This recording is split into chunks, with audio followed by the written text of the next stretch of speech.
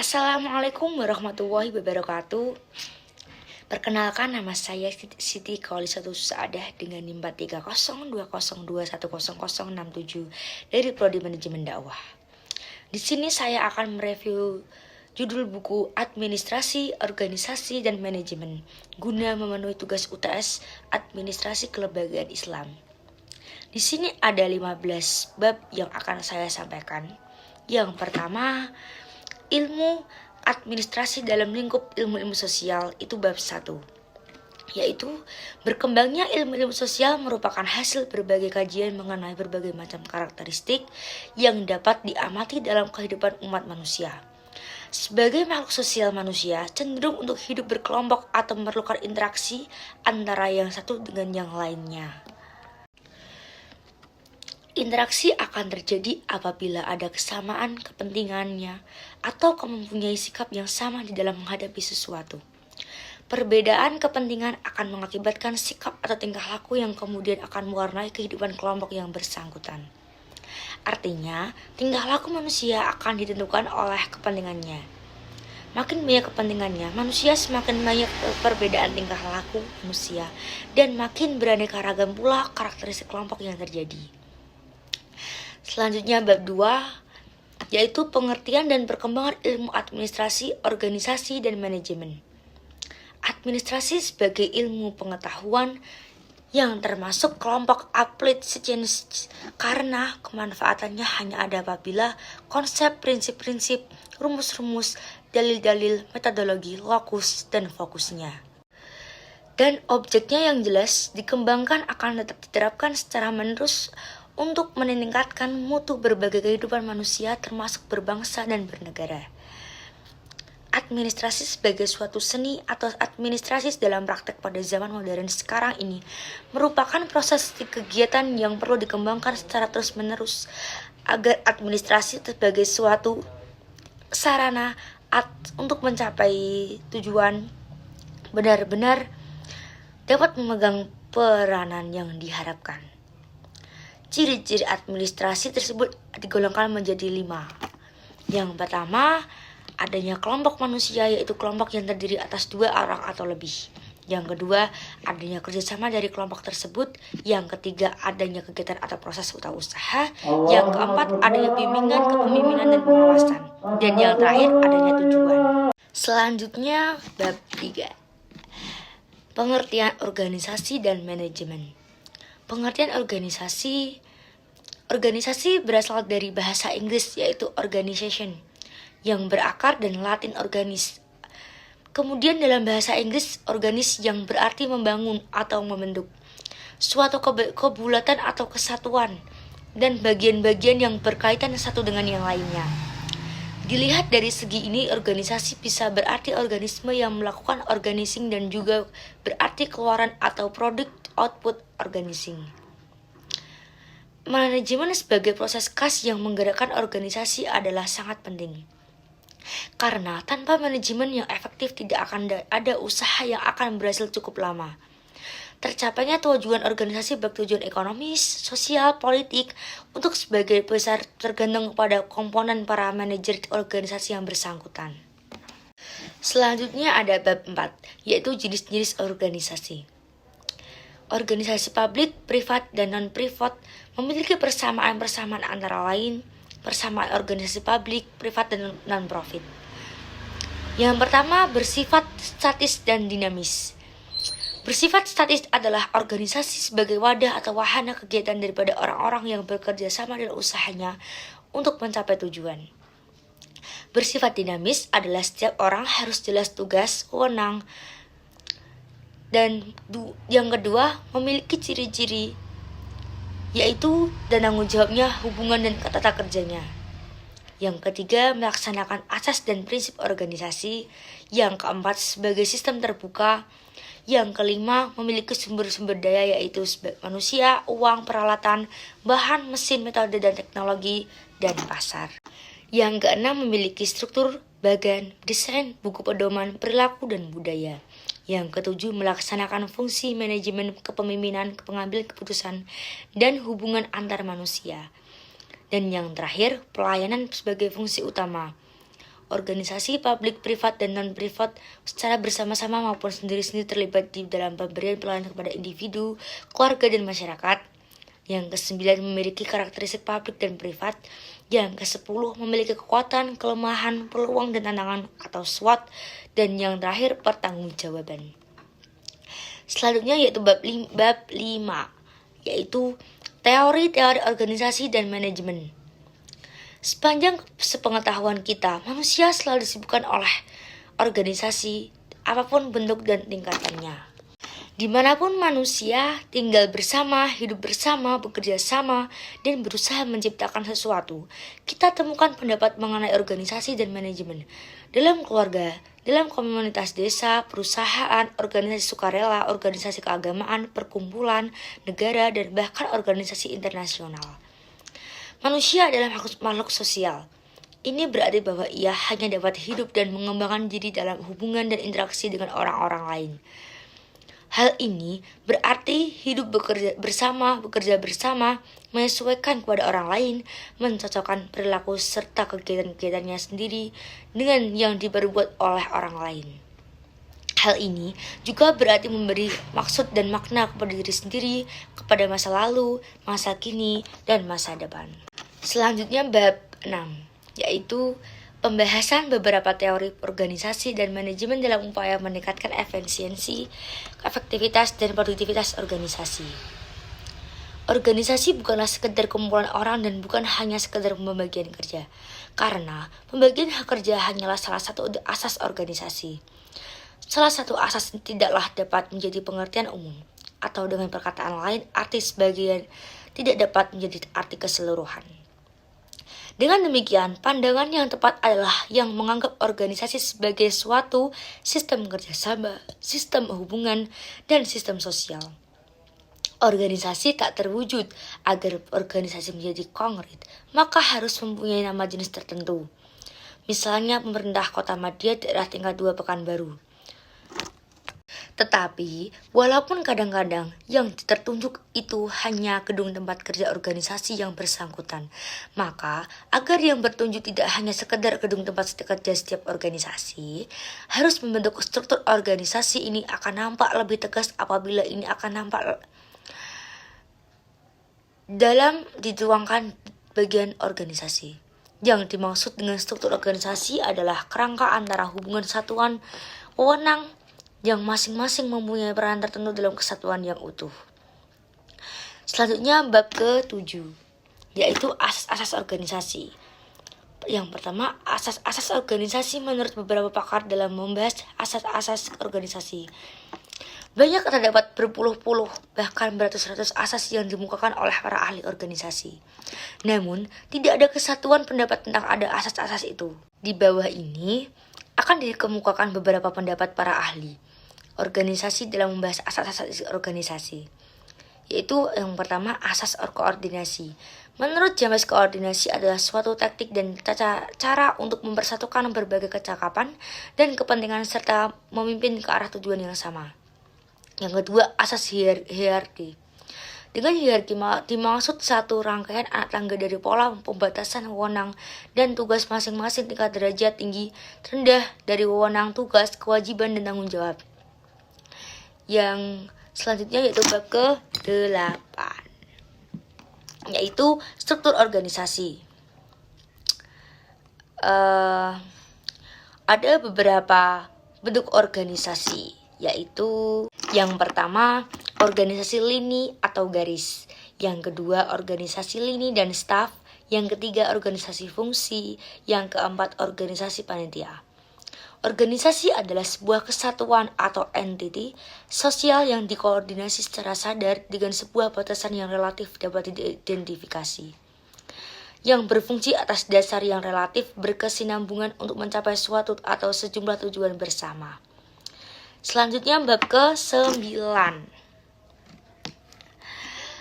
yaitu bagan organisasi dan buku pedoman. Bagan organisasi. Yang pertama, memperjelas dan mempertegas struktur organisasi akan nampak jelas dan tegas apabila digambar dalam bagian organisasi. Meskipun suatu organisasi telah dibuatkan struktur organisasinya, misalnya kepala jawatan yang membawakan kepala seksi A dan kepala seksi B. Tetapi dengan kalimat atau kata-kata yang disusun seperti tersebut di atas belum nampak jelas dan tegas bahwa kepala jawatan benar-benar membawakan 2 orang kepala seksi. Lebih-lebih apabila struktur organisasi yang bersangkutan cukup besar. Yang kedua, buku pedoman. Di dalam ensiklopedia administrasi dikemukakan tentang pengertian buku pedoman dan macam-macam buku pedoman, yaitu pada umumnya buku pedoman dibagi menjadi 3 macam. Yang pertama buku pedoman organisasi, yang kedua buku pedoman tata kerja, yang ketiga buku pedoman peraturan. Buku pedoman organisasi adalah suatu naskah yang tertulis yang berisi keterangan-keterangan tentang segala sesuatu yang berkenaan dengan usaha kerjasama yang antara yang memuat tujuan, kedudukan, aktivitas pokok, struktur organisasi, rincian aktivitas, rincian tugas, pedoman kerja, hubungan kerja, serta nama pangkat, jabatan, golongan pangkat, dan alamat para pejabat. Buku pedoman tata kerja adalah suatu naskah yang tertulis yang berisi petunjuk-petunjuk tentang tata cara, tata aliran, tata tertib, dan syarat-syarat yang melakukan pekerjaan. Selanjutnya yaitu bab ke-10, yaitu beberapa proses organisasi. Beberapa proses organisasi dibagi menjadi 7. Yang pertama, proses komunikasi atau interaksi. Yang kedua, proses pengambilan keputusan. Yang ketiga, proses evaluasi hasil program. Yang keempat, proses imbalan. Yang kelima, proses sosialisasi dan proses karis. Yang keenam, kekuasaan. Dan yang ketujuh, kepemimpinan. Selanjutnya, bab ke-11 yaitu beberapa proses administrasi dan fungsi manajemen. Seringkali dikatakan para ahli bahwa manajemen merupakan inti daripada administrasi karena memang manajemen merupakan alat pelaksana utama daripada administrasi. Dalam hubungan ini, perlu diperhatikan bahwa manajemen merupakan aspek daripada administrasi dan oleh karenanya administrasi lebih luas daripada manajemen. Sedangkan kepemimpinan merupakan inti daripada manajemen. Memang demikianlah halnya karena kepemimpinan merupakan motor atau daya penggerak daripada semua sumber-sumber dan alat-alat yang tersedia bagi suatu organisasi. Sukses tidaknya suatu organisasi mencapai tujuannya sangat tergantung pada kemampuan pimpinan untuk menggerakkan sumber-sumber daya yang ada sehingga penggunaannya berjalan dengan efisiensi dan efektif. Selanjutnya yaitu bab ke-12, manajemen strategis. Dalam setiap organisasi, proses manajemen strategi meliputi aktivitas yang berlangsung terus-menerus dengan pola aktivitas bersifat siklus. Dari kegiatan analisis lingkungan sampai kepada kegiatan mengevaluasi dan mengawasi.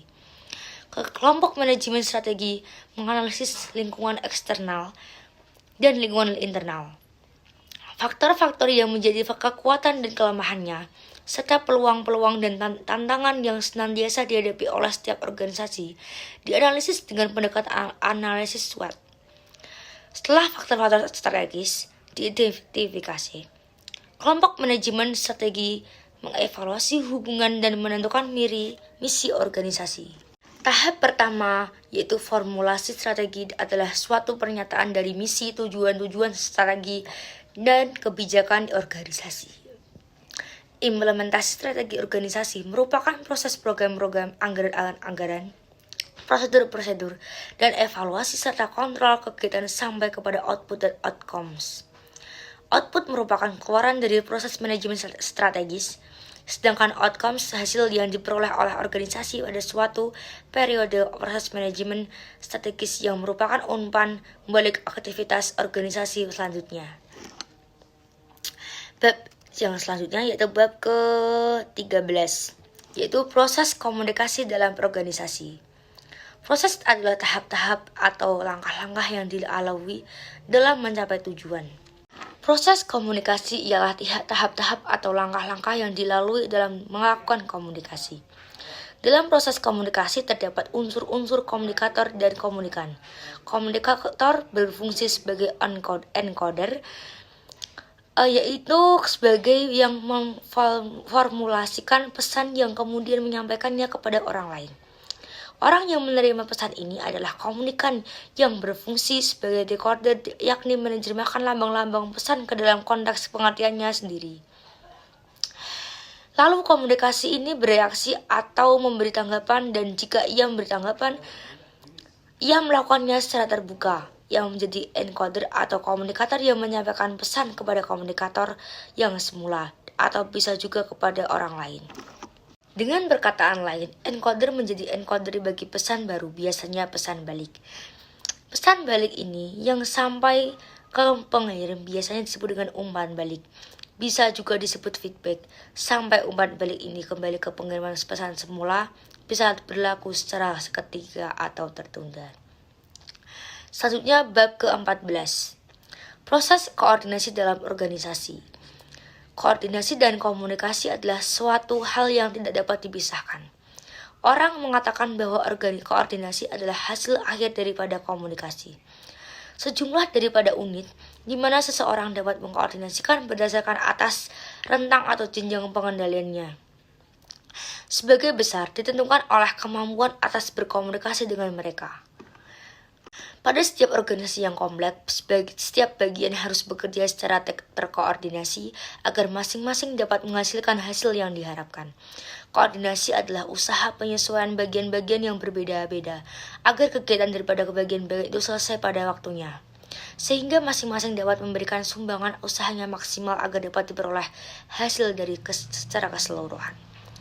Selanjutnya yaitu bab ke-15. Perilaku organisasi. Dari kerangka dasar mengenai perilaku organisasi ada 3 komponen yang memengaruhi perilaku manusia dalam lingkungan keorganisasiannya. Yang pertama, karakteristik pribadi, yaitu karakteristik pribadi manusia dibentuk dari nilai agama, etnis, dan tradisi. Yang kedua, latar belakang pribadi, yaitu latar belakang pribadi manusia dapat dibentuk dan dinilai nilai agama dan etnis. Yang ketiga yaitu pengalaman masa lalu, yaitu pengalaman di sini adalah keseluruhan pelajaran yang dipetik oleh seseorang dari peristiwa-peristiwa yang dia laluinya dalam perjalanan hidupnya. Selanjutnya itu bab ke-16, kepemimpinan dalam organisasi. Pada hakikatnya, kepemimpinan adalah gaya yang menonjolkan penampilan sebagai pemimpin. Kepemimpinan dalam arti yang luas didefinisikan sebagai kemampuan mempengaruhi suatu kelompok ke arah pencapaian tujuan dalam situasi tertentu. Dengan demikian, proses kepemimpinan adalah fungsi pemimpin, pengikut, dan variabel situasional lainnya.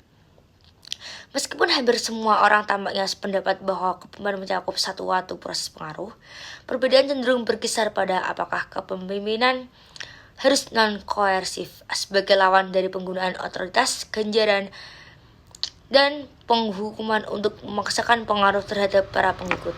Bab yang terakhir yaitu bab ke-17, pemahaman kepemimpinan situasional terhadap perilaku bawahan. Apabila seseorang berusaha mempengaruhi perilaku orang lain, hal ini disebut sebagai upaya kepemimpinan. Tanggapan terhadap upaya kepemimpinan ini boleh jadi berhasil atau tidak berhasil atau tidak bisa berhasil. Karena tanggung jawab pokok para manajer dalam organisasi adalah mencapai hasil dengan dan melalui orang-orang, maka keberhasilan mereka diukur oleh keluaran atau produktivitas kelompok yang mereka pimpin. Pendapatnya bermakna bahwa manusia merupakan faktor esensial pada organisasi. Tanpa pada manusia, organisasi hanya seperti benda mati. Organisasi tidak akan pernah ada jika tidak ada manusia.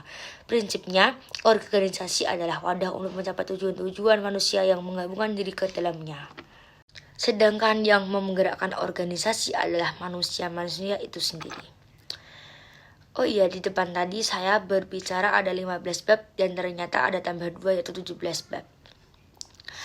Demikian yang bisa saya sampaikan. Jika ada kata tadi yang kurang berkenan di hati para audiens, mohon maaf yang sebesar-besarnya. Kurang lebihnya mohon maaf.